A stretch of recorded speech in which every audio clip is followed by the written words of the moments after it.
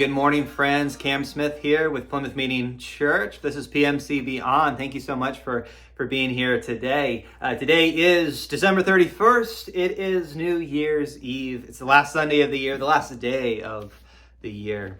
And so right off the bat, I want to wish you a Happy New Year's. But also I want to encourage you to set aside some time to reflect on this past year. Maybe you've already done it or you're in the process of doing that. I would encourage you to just sort of take a few moments and think about this year called 2023.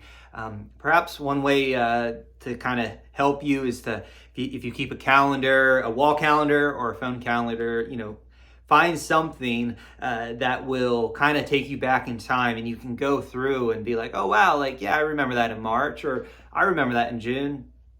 It's just to stir up some stuff and see if there's any themes or patterns, what you've learned. Maybe there's still some opportunities in your life. Maybe something that was causing you some really bad issues and concerns back in January, February. Well, maybe it's not even a problem. Maybe you kind of forgot about it at this point.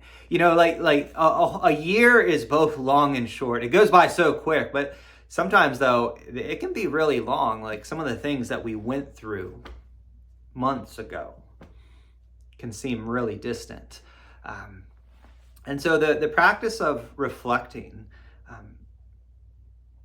I'm not going to hold space to really talk about it here, but just to encourage you that you can really learn from your reflections. You can see things. You can have perspective. Perhaps you might find something in the past 12 months that you'll remember, you'll grab a hold of. Maybe it's something you really like and you're like, you know what? Yeah, that was so important.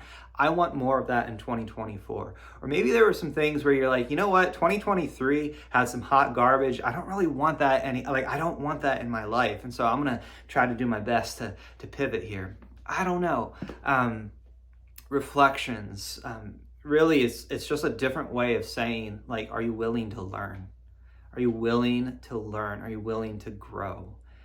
We need to take time to go over the test questions, right? We don't like in school, right? We take a test, we then get the answers, or we get the final grade. You don't just shove the test into the trash can. Well, maybe sometimes we did that, right? But no, what we want to learn is that the questions we got wrong, we want to go over the test. We want to go over the answers. We want to evaluate and really learn.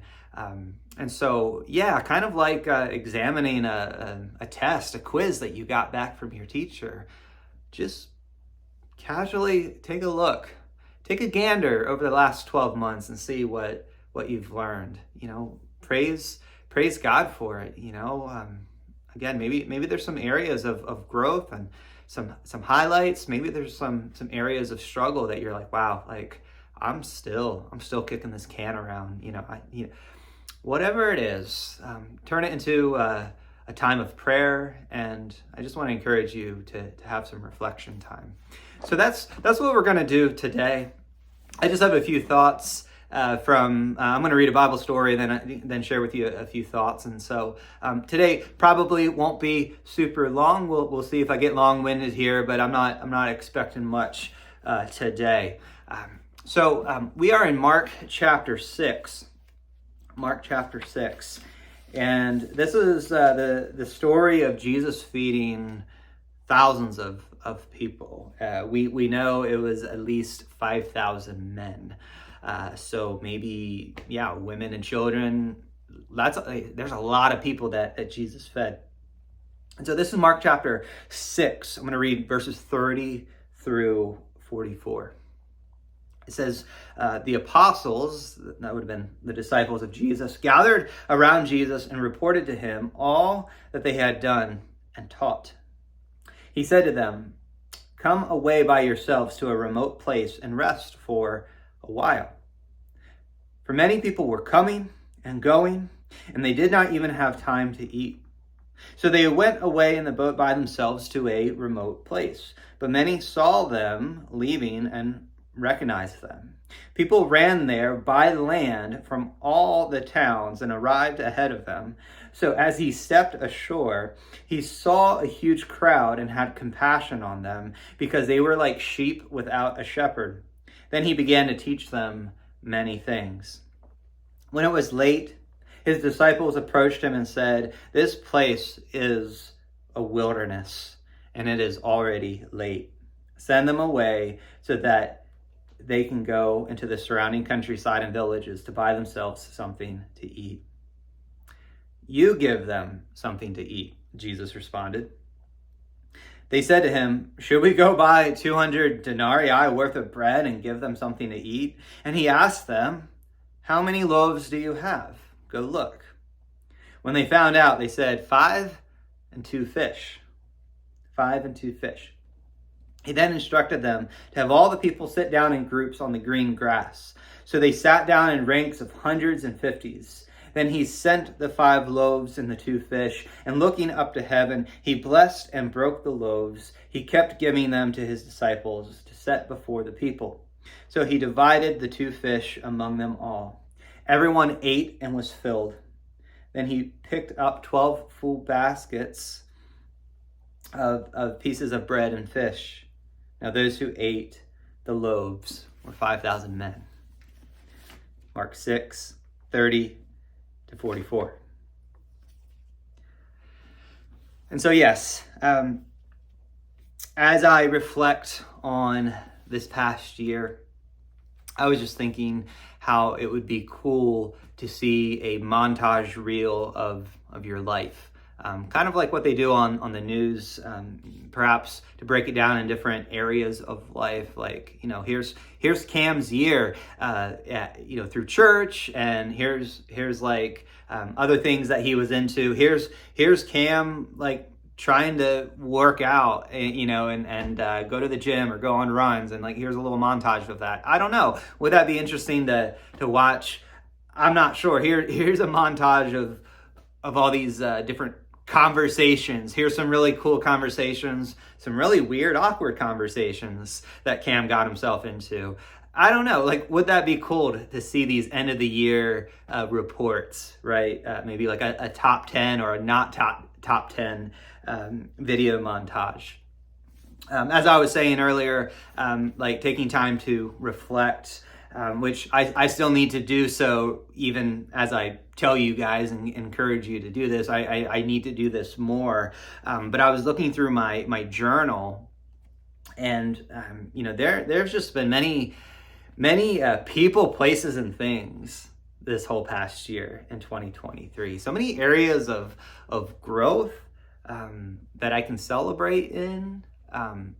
Just some areas with like in the realm of like relationships and things like that. Like I've seen some growth, and there's some areas that I still want to work on personally, or maybe as a shepherd of a church. Some areas I'm like, wow, like this was something I wanted to work on 12 months ago, and I think it's still something that's like very valid, something I really want to keep pushing into. It's been a busy year.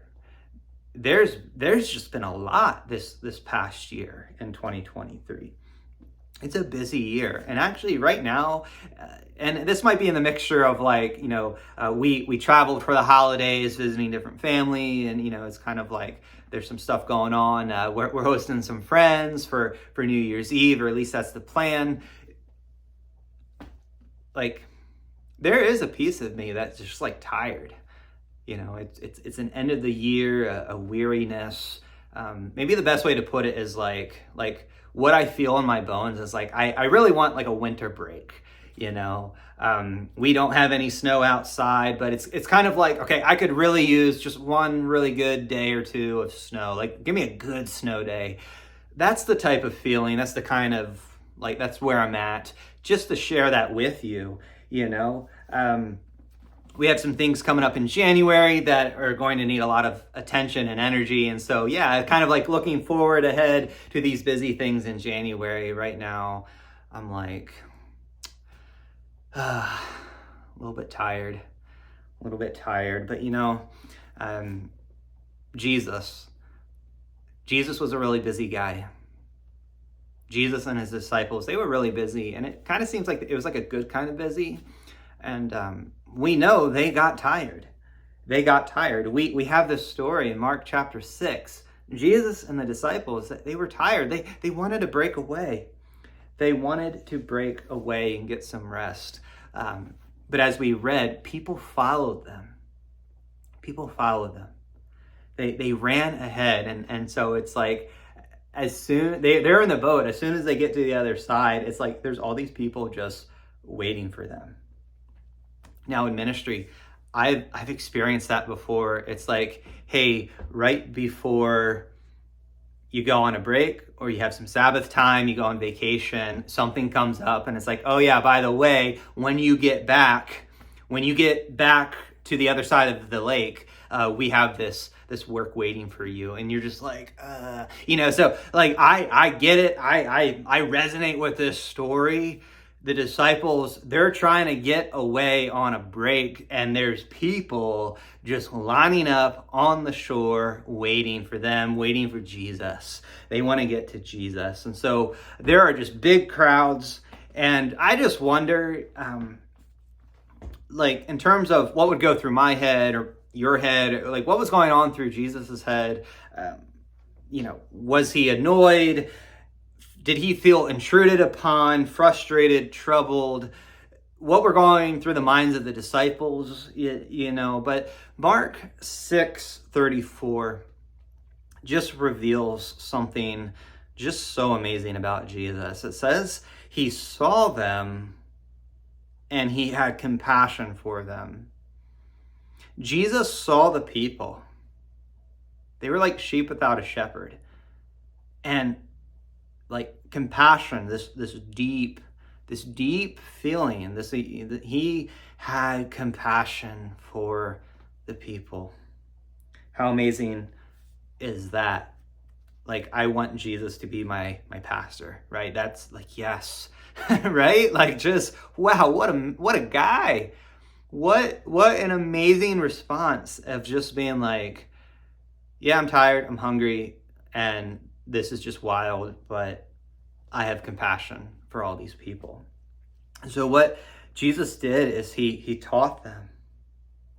He taught them. They had so much to learn. We have so much to learn. Like, I have pastor as one of my titles, right? But like I'm one of those in the crowd. Like, I have so much to learn. I need to learn from Jesus.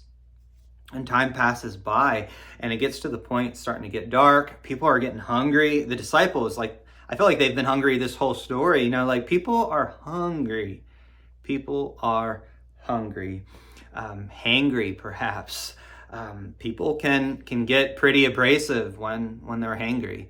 And they're in a wild place. They're not in a part of the area where there's like some good access to food. There's no Wawa, there's no DoorDash delivery system, there's no grocery store.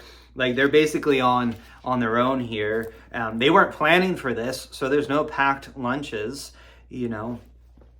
some kid they find has 5 loaves and 2 fish. Now, I'll be honest with you, I have never ordered a fish sandwich as far as I know. A fish sandwich doesn't sound appealing to me. 5 loaves and 2 fish is what they find. But you know what? When you're hungry enough, I'll get me to that fast food restaurant. I'll eat a fish sandwich from a fast food restaurant, because you're hungry. So Jesus, he takes the fish and the bread and he lifts it up to heaven and he blesses it. He blesses it. And the story is everyone gets something to eat.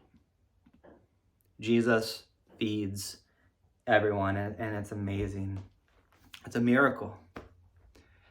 And here, I'll just pivot and pause. I just want to share 3 reflections on this story. 3 things that I can send you off into the new year with in 2024, as I reflect on this year, as I reflect on this story, let's continue PMC Beyond. Let's continue to trust in the Father's provisions. God is a good provider. Does that mean we won't have struggles or deficiencies or no, that's not, it doesn't work out that way. But there is this overarching story, reality. God is a good provider. And he is the God of multiplication. He's the God of growth. He's the God of overflow. And I'd say let's go into 2024 with this trust, with this foundation, with this belief in our bones. God is a good provider. Let's go be fruitful. God's going to provide. Let's trust in that. Jesus trusted in the provisions of the Father. The second reflection that I have is how Jesus models nimbleness. Jesus models nimbleness.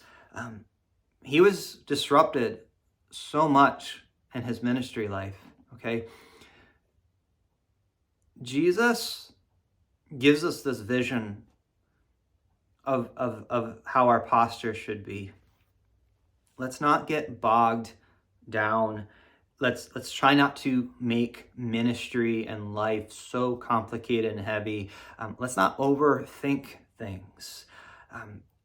If we're called to do something, perhaps the best answer is some of your first thoughts. It's like, oh, hey, can I get someone a gift card to help buy them some dinner or get them some groceries or something like that. Like just do it. Keep it lightweight and just do it. And I think that's part of the nimbleness and the just pack light and move well in 2024. This world needs more churches that are nimble and fresh and ready to go, and not bogged down by so many opinions and so much overthinking and stuff like that. Let's stay light, let's stay fresh. And perhaps even in that, the other side of this is kind of thinking, well, maybe we need to learn to say no to a couple things. Maybe our plate is just way too full. We need to make some room. We need some margin so that we stay lightweight, so that we can meet people's needs. And that kind of leads us into the third reflection that I have for us. And this is what I admire most about this whole story. Feeding 5,000 people, that miracle of multiplication is amazing.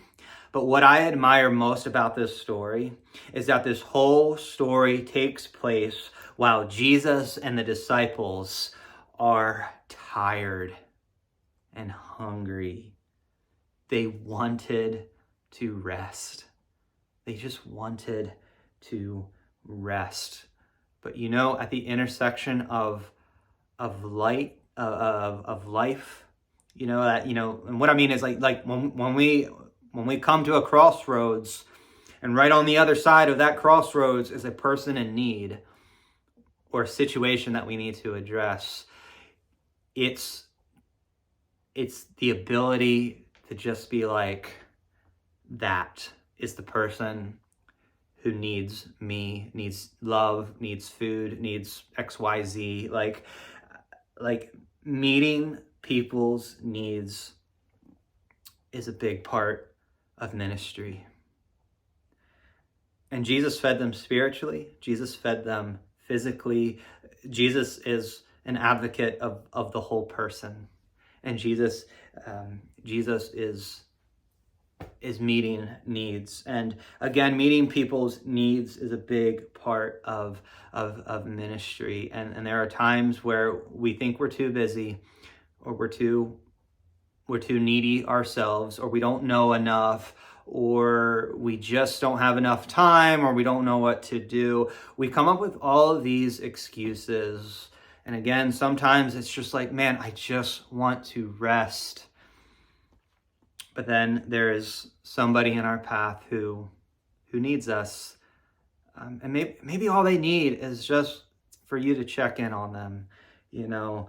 And this is where I think in 2024, the encouragement is to continue to trust that God will provide the words to say, the energy, the resources, the volunteers, the ideas will flow, the brainstorming will happen, the multiplication will come.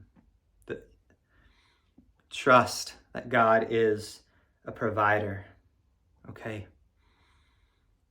Jesus models nimbleness in ministry. Let's pack light and be ready to love well, and let's meet people's needs. And so I just want to end with this question. This is a question for me. It's a question you can share. And how can I keep pressing in to meeting needs? How can I keep pressing in to meeting the needs of people? It could be needs in my community, my church, my family. Who are the needy people? Where are the needy people? What are the needs? How can I help? I think something amazing happens is when we get out of our own way and we serve and we love and we care others. And Jesus says when you take care of the needy, when you feed the hungry, when you visit the sick and the prisoner, it's like you're serving Jesus himself, the least of these. And I think that is just a good orientation for us in 2024. Trusting that God will provide. Just being light and free in that provision so that you're ready to go and love people and meet needs. Meet the needs of the person right in front of you. Rest will come. Rest will come. And so, church, I leave you with that. Yeah, I really want a good snow day. Yeah, I want to take a good nap, just kind of have a couple days to chill. But you know what? Yeah, like that will come. That will come. And I'll honor Sabbath days, and we'll keep moving on, and we'll keep practicing good habits, and yeah, things will be okay because I'm trusting God. I'm walking with him as best as I can. And I'm looking forward to 2024. How about you? So, Happy New Year. Keep up the good work. Find your energy, find your love, find your grace, find your support and strength in God. That's where it comes from, church. That's where it comes from. Let's carry that into and throughout the whole new year. I love you. God bless. Let me pray for you. Dear God, we come before you and we rejoice that you are a good creator, a good provider, a good sustainer. Like Jesus, help us to be nimble in our ministry walk. Let us stay light and not overburdened. Keep us from overthinking things, Lord. May the simple things remain simple. Forgive us when we make them hard. And may we just continue to have a needs-oriented ministry about us, Lord, even when we're tired, when we're hungry, that we'll just trust that it's going to be okay. You are going to provide. And Lord, when we just feel like we just need a break, I ask that your strength would break into us and that you would bring the increase, you would bring the overflow. May 2024 be a year of multiplication. Multiplication, God, bring the increase. Let this year bloom. May we be fruitful. May it be good and abundant. May we find everything we need in you, Lord. In your name we pray. Amen.